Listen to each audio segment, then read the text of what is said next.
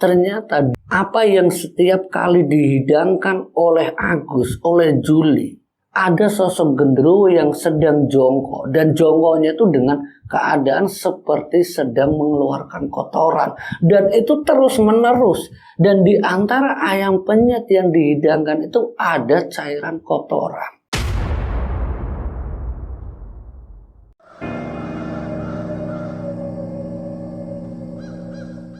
Bismillahirrahmanirrahim. Assalamualaikum warahmatullahi wabarakatuh. Alhamdulillah wa syukurillah wa ni'matillah la haula wa la quwata illa billah, amma ba'd. Jumpa kembali di channel Hikmah Misteri bersama saya Pak Ade. Di kesempatan kali ini saya akan mencoba menceritakan kisah yang datangnya ini dari salah satu pelanggan atau karyawan yang menjadi saksi di balik larisnya ayam penyet yang ternyata semua itu ada sumber penglarisnya. Sumber penglaris ini mungkin terbilang sangat aneh karena dari penjelasan narasumber yang kebetulan dia itu juga menyaksikan sampai beberapa kali. Ini penglarisnya itu dari salah satu kotoran. Dan kotoran itu kotoran genderuwo yang merupakan penglaris utama di ayam penyet tersebut.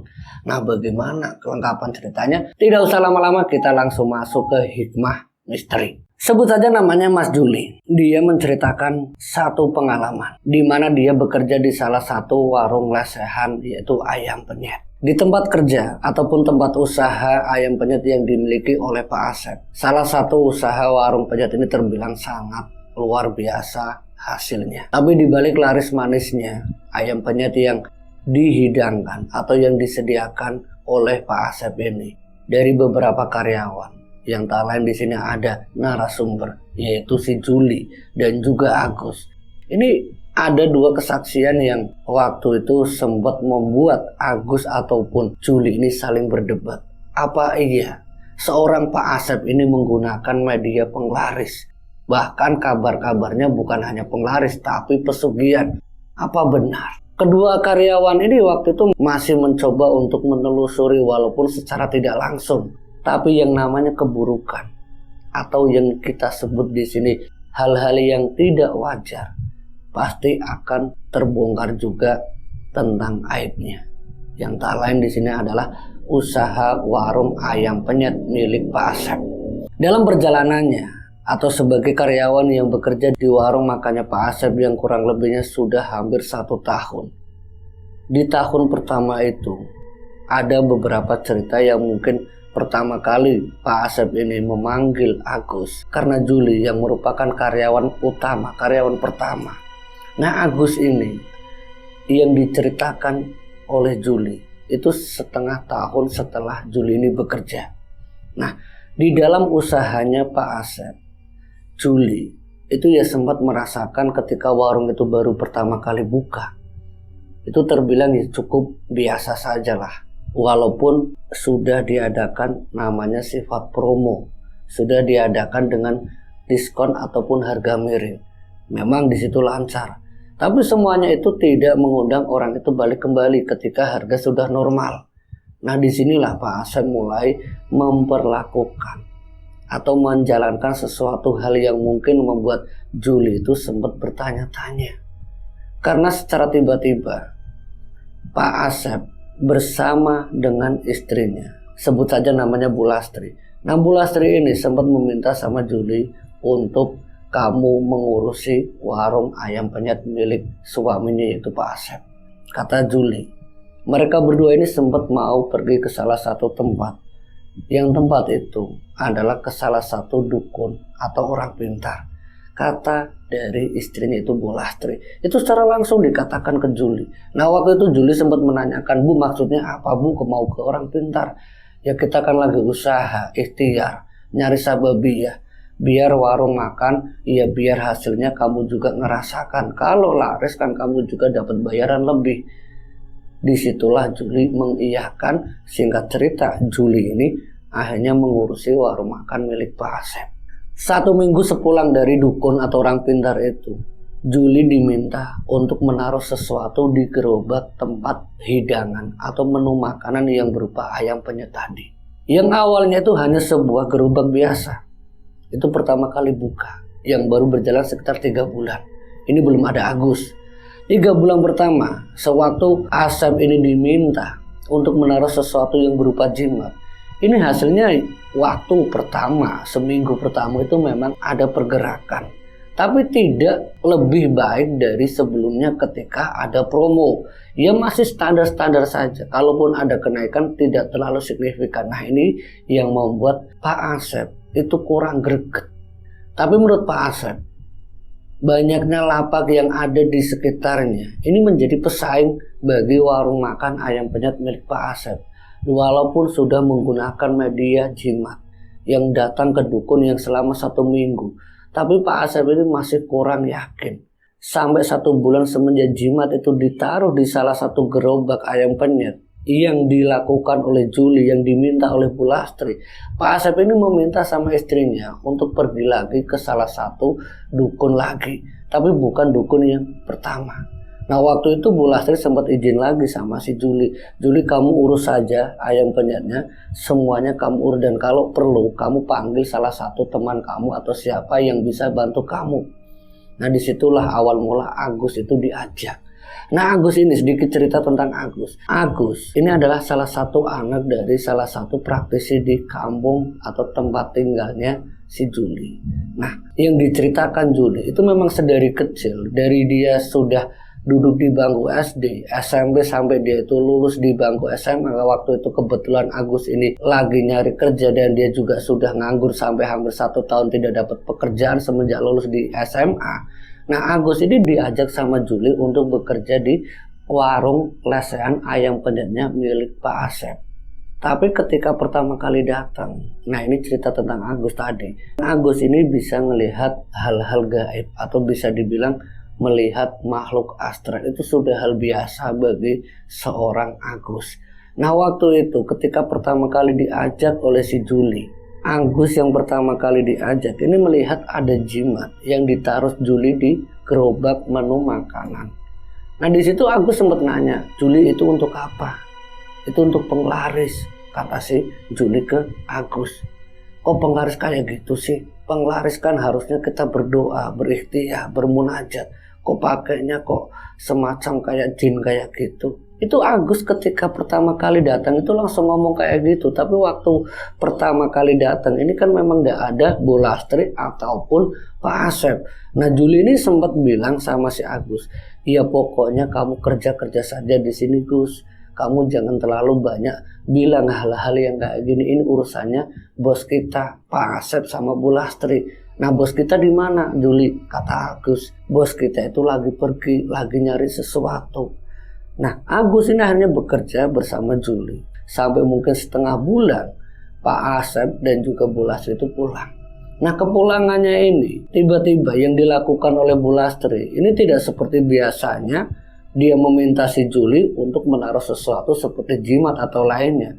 Tapi Pak Asep sendiri yang meminta Juli untuk menutup warungnya di tepat hari Sabtu Kliwon. Nah Sabtu Kliwon itu diminta sama Pak Asep, Juli nanti pas hari Sabtu Kliwon Bapak minta inilah saya tutup, nanti kita mulai setelah hari Minggunya.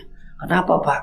Sudah pokoknya kita tutup saja. Nah saat itu tiba-tiba tutup sembari nunggu Sabtu Kliwon mungkin sekitar masih ada 21 hari. Agus ini ya sempat ngobrol sama si Juli. Mereka tuh yang nganggur sampai 3 mingguan. Itu sampai bener-bener libur. Ya memang tidak ada pekerjaan selama 3 minggu ini. Nah Agus ini secara tiba-tiba itu bilang sama si Juli, Juli kamu tahu nggak siapa Pak Asep?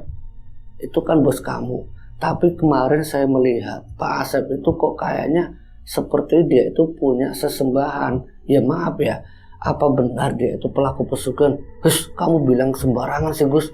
Pak Asep ya tidak mungkin lah melakukan pesugihan. Ya kan maaf Juli, barangkali saya salah. Tapi saya kemarin sewaktu melihat Pak Asep bersama Ibu Lastri ketika ngomong sama kamu, saya bukan ngelihatnya itu Pak Asep, tapi saya ngelihat seperti ada sosok genderuwo yang ada di samping dia. Nah itu untuk apa saya pun tidak tahu. Nah singkat cerita, 21 hari itu terlewat. Pas hari Minggunya setelah Sabtu Kliwon, nah di Sabtu Kliwon ini ternyata yang dilakukan oleh Pak Asep itu melakukan ritual di warung makannya.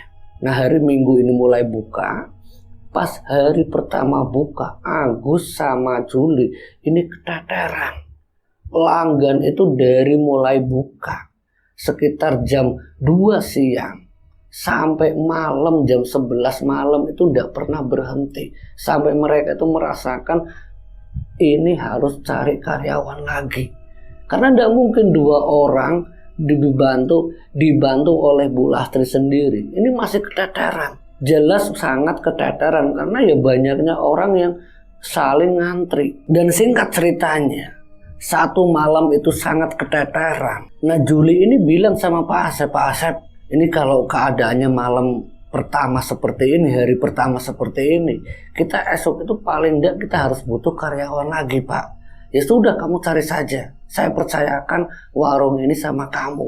Yang penting kamu bisa nge-handle semuanya. Iya Pak. Nah singkat cerita, Juli ini menyampaikan perihal tentang bagaimana dia keteteran bersama Agus termasuk istrinya itu Bu Lastri. Disampaikan langsung ke Pak Asep untuk mencari karyawan. Nah esok harinya, karena Pak Asep ini juga menyetujui, Juli ini mencari karyawan yang lain. Nah kebetulan Agus ini punya salah satu teman yang lulusan SMP yang hanya pekerjaannya sebagai kuli serabutan. Dia itu diminta ya sekedar untuk membantu, untuk melayani saja, itu hanya diajak 2 orang. Singkat cerita itu ada 4 karyawan di warung makan ayam penyet milik Pak Asep. Nah di hari kedua itu sudah ada 4 karyawan termasuk Bu Lastri yang sebagai kasir. Ini memang luar biasa dan itu berlanjut sampai sekitar 1 bulan. 1 bulan itu benar-benar luar biasa hasilnya. Tapi di balik 1 bulan ini, Agus pas hari libur Sabtu Kliwonnya itu, nah Agus ini datang ke rumahnya Juli menyampaikan perihal yang mungkin agak janggal. Nah waktu itu kedatangan Agus ke rumahnya Juli ya dikiranya ini sekedar hanya main refreshing atau sekedar ya mungkin ngisi hari libur pas Sabtu Kliwon tersebut. Tapi kedatangannya Agus ini ke rumahnya Juli ternyata dia menceritakan laris dan tidak wajarnya warung makan ayam penyet milik Pak Asep itu ada kaitannya dengan penglaris. Dan penglaris itu bukan jimat yang pernah dilihat oleh Agus pertama kali datang. Tapi yang diceritakan oleh Agus ke Juli ini soal Pak Asep yang pertama kali dia datang atau sepulang dari orang pintar dengan sosok gendruwo yang ada di belakangnya. Ternyata apa yang setiap kali dihidangkan oleh Agus, oleh Juli, itu mereka menyaksikan sendiri kalau ada sosok gendruwo yang ada di ruangan dapur. Sebelum ayam penyet itu dihidangkan, di antara para pelanggan-pelanggannya itu ada sosok gendruwo yang sedang jongkok. Dan jongkoknya itu dengan keadaan seperti sedang mengeluarkan kotoran. Dan itu terus menerus. Dan di antara ayam penyet yang dihidangkan itu ada cairan kotoran yang dilihat secara langsung oleh Agus. Nah waktu itu Agus, ya entah dia sengaja atau tidak melihat hal seperti itu karena memang sudah terbiasa. Ini yang diceritakan Juli. Nah waktu itu Juli itu sempat nanya sama Agus, apa benar kamu Gus melihat seperti itu? Saya tidak mungkin bohong Juli, benar apa yang saya lihat. Kalau kamu tidak percaya kamu bisa tanya sama bapak saya. Apa benar ayam penyet milik Pak Asep itu ada kaitannya atau ada campuran kotoran gendruwo? Kalau kamu tidak percaya, nanti tanya bapak saya atau kurang yakinnya tanya ke orang-orang pintar di kampung kita. Barangkali saya ini mulutnya itu bohong sama kamu. Nah Juli ini antara percaya atau tidak waktu itu, pas hari berikutnya, hari Minggu, sepulang dia kerja sekitar jam 11:30 malam, ayam penyet itu sengaja dia bungkus, dia simpan, yang tujuannya itu esok paginya itu mau diberitahukan ke bapaknya Agus ataupun ke sesepuh yang lain apakah benar ada kotoran gendruwo di antara ayam penyet yang dihidangkan oleh Asep, Agus dan kedua temannya untuk para pelanggan-pelanggan yang antrinya minta ampun, yang begitu banyaknya orang-orang yang setiap kali mereka makan itu ada campur tangan kotoran gendruwonya, ada penglarisnya. Pas hari esoknya, hari Senin pagi, ayam penyet itu diantar ke bapaknya Agus, ditanya, apakah ini benar Pak yang dikatakan Agus ada penglarisnya? Karena Juli ini ya tidak tahu dengan hal-hal yang berkaitan gaib itu, sama sekali dia tidak tahu. Yang tahu itu Agus. Nah, termasuk bapaknya ini bilang sama Juli, benar apa yang dikatakan anakku, kalau ayam penyet ini ada kotoran genderuwonya.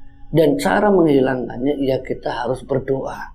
Itu yang pertama. Dan ini pun ketika sampai di sini, ini masih kuat energinya. Kita harus berdoa. Tidak serta-merta penglaris itu kadang kalau dibawa di rumah hilang. Itu enggak. Ini bukan penglaris biasa. Ini seperti ada kaitannya dengan pesugihan. Jadi bisa saja orang yang memakan ayam penyet ini, ketika kotoran genderuwo ini sebagai penglaris, dan juga si pemilik pesugihan ini sudah meritualkan sesuatu, bisa jadi ini akan menjadi perantara tumbal, perantara mendapatkan syarat pesugihan untuk berikutnya. Yang benar Pak, tanya Juli. Itu bisa jadi. Kalau kamu kurang yakin, kamu tanya ke sesepuh sebelah. Rasa kurang yakinnya Juli, tanya ayam penyet yang dibawa ke bapaknya Agus, ditanya ke sesepuh yang sebelah. Dan jawabannya pun sama. Kalau memang ada kaitannya dengan pesugihan penglaris, bukan hanya penglaris tapi pesugihan. Nah, di hari-hari berikutnya memang luar biasanya apa yang dihidangkan oleh Bu Lastri, istrinya Pak Asep. Dan hasilnya dalam kurun waktu 2 bulan saja itu mereka bisa yang punya beberapa cabang. Tapi di sini Agus itu lebih memilih untuk berhenti. Dia hanya bertahan 1,5 bulan. Semenjak mengetahui dan diingatkan oleh bapaknya, Agus tidak mau dia menjadi salah karena tidak memberitahu ke beberapa orang bahwa apa yang dia hidangkan itu ada campur tangan penglaris, ada campur tangan hal-hal gaib, apalagi itu berkaitan dengan kotoran. Nah, bagaimana dengan Juli? Juli ini bingung, dia sebagai orang kepercayaannya Pak Asep. Kalau dia bilang, ini jelas akan menghancurkan usahanya Pak Asep. Kalau dia tidak bilang, dia juga akan merasa bersalah karena menghidangkan kotoran untuk makanan orang-orang yang datang ke warung makannya Pak Asep. Apalagi waktu itu sudah punya beberapa cabang. Dalam kurun waktu 2 bulan saja sudah ada 3 cabang. Dan semuanya pun laris. Walaupun tempatnya itu ya memang agak jauh sih, beberapa kilometer. Itu cabang-cabangnya itu ada. Sampai 3 cabang itu semuanya laris. Tapi Juli di sini yang sebagai orang kepercayaannya Pak Asep, dia merasa khawatir juga, teringat akan kata sesepuh termasuk orang tuanya Agus. Kalau sudah waktunya pesugihan itu mencari tumbal, maka siapa saja akan dijadikan syarat pesugihannya.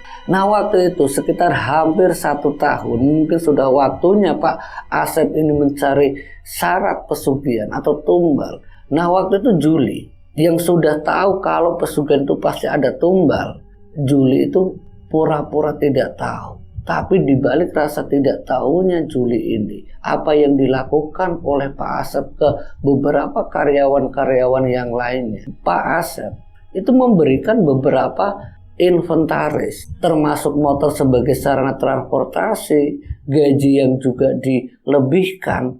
Ini yang memang sesuai dengan hasil atau pekerjaan yang mereka lakukan. Kayak yang tadinya buka itu sekitar jam 1 siang sampai kadang jam 12 malam dengan pekerjaan yang lumayan berat karena hampir 12 jaman. Itu ya wajar saja dengan gaji yang lebih. Tapi berbeda dengan salah satu karyawan milik Pak Asep yang sebut saja namanya Rudi. Rudi itu karyawan baru yang ya mungkin semenjak keluarnya Agus itu ada karyawan baru yang menggantikan dan juga pindah di cabang yang baru. Nah, disitulah Rudi ini sebagai orang kepercayaan kedua dari Pak Asep setelah Juli.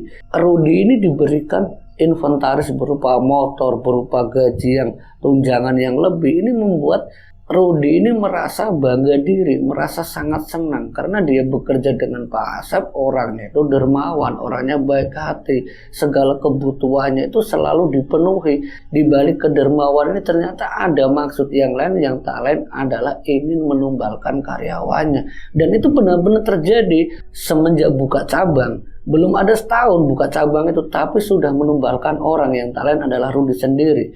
Nah, disinilah Juli yang singkat ceritanya, pas waktu tumbal kedua mau diambil, Juli ini sudah mengingatkan seluruh karyawannya agar jangan mudah menerima apapun dari Pak Asep ataupun Bu Lastri.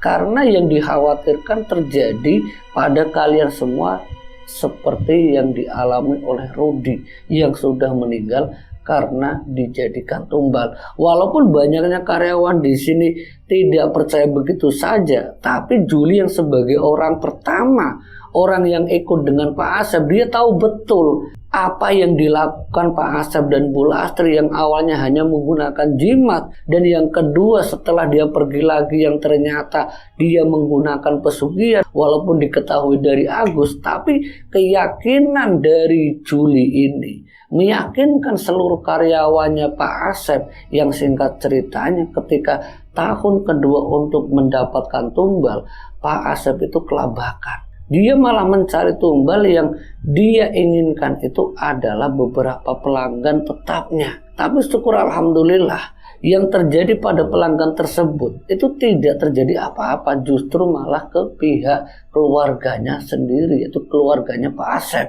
yang tak lain adalah Bu Lastri. Bu Lastri itu tiba-tiba secara aneh, mungkin alasan Pak Asep itu dia kelelahan ngurusi pemasukan yang setiap hari tiada hentinya dari satu cabang ke cabang yang lainnya, kadang setiap setoran sampai jam 12:30 dini hari tidak pernah istirahat. Bu Lastri itu sampai jatuh sakit. Tapi sakit yang dialami Bu Lastri ini memang agak aneh. Dia sakit, tapi kalau misalkan kok dia sakitnya itu seperti orang kelelahan, kurang istirahat atau bagaimana, seharusnya kalau dibawa di rumah sakit yang berkelas, yang bonafit, mungkin dalam waktu beberapa minggu itu sudah pulih kembali. Tapi ini setelah hampir 3 minggu dirawat di rumah sakit, kondisi fisiknya itu justru semakin memburuk. Sampai 1 bulan di rumah sakit tidak tertolong, sampai singkat ceritanya Bu Lastri itu meninggal. Itu korban kedua. Singkat ceritanya, semenjak meninggalnya Bu Lastri, istrinya Pak Asep, Pak Asep ini sudah curiga sama Juli bahwa dibalik meninggalnya istrinya ini semua karena ulahnya Juli. Dan Pak Asep itu datang langsung ke Juli, memberitahu ke Juli, menyampaikan ke Juli, jangan pernah ikut campur urusanku kalau kamu tidak mau celaka. Itu langsung dari mulutnya Pak Asep untuk ancaman ke Juli. Nah, Juli ini yang merasa diancam dan dia juga tahu bahwa dibalik meninggal istrinya Pak Asep sendiri karena pesugihan yang dilakukan oleh Pak Asep, Juli yang memang dia tidak tahu dengan hal-hal gaib, dia lebih memilih untuk mengundurkan diri setelah diancam oleh Pak Asep. Nah, mengundurkan dirinya Juli ini ternyata diikuti oleh beberapa karyawan-karyawan lainnya. Dan itu jelas saja membuat Pak Asep itu sangat marah. Dikiranya Juli ini memprovokasi seluruh karyawan yang membuat warung makan ayam penyetnya Pak Asep itu semuanya tutup. Dan itu tutupnya seketika. Singkat cerita, setelah warung makan itu tutup sampai hampir 1 bulan, Pak Asep ini ingin membuat perhitungan sama Juli dengan cara dia mengirimkan sesuatu yang tak lain adalah pesugihannya. Pesugihan yang disembah oleh Pak Asep, yang sosok itu adalah genderuwo, itu datang langsung menemui si Juli. Dan Juli baru pertama kali melihat yang namanya sosok genderuwo. Dan pertama kali itu esok harinya Juli ini langsung menceritakan ke Agus, menceritakan ke bapaknya bahwa dia itu diteror oleh genderuwonya Pak Asep. Nah, lewat orang tuanya Agus inilah apa yang dilakukan oleh Pak Asep yang tujuannya ingin membuat perhitungan, ingin menumbalkan Juli. Tapi karena ada pertolongan, ada perantara yang tak lain adalah orang tuanya Agus. Syukur alhamdulillahnya Juli tidak apa-apa. Tapi semua itu berimbas pada Pak Asep sendiri. Dia harus meninggal dalam keadaan yang lebih mengerikan. Wajahnya seperti kayak tubuh genderuwo penuh dengan luka dan juga baunya itu seperti kotoran. Dan itu disaksikan oleh Juli ketika jenazah itu dalam keadaan sudah terbujur kaku, di mana keluarga Pak Asep memang tidak punya keturunan, Juli yang menjadi karyawan yang pernah ikut bekerja, walau bagaimanapun dia pernah hidup dengan Pak Asep. Singkat cerita, Juli ini yang mengurus jenazah Pak Asep. Tapi yang terjadi dan disaksikan oleh Juli, Pak Asep ini dalam keadaan dia meninggal itu baunya itu seperti kotoran.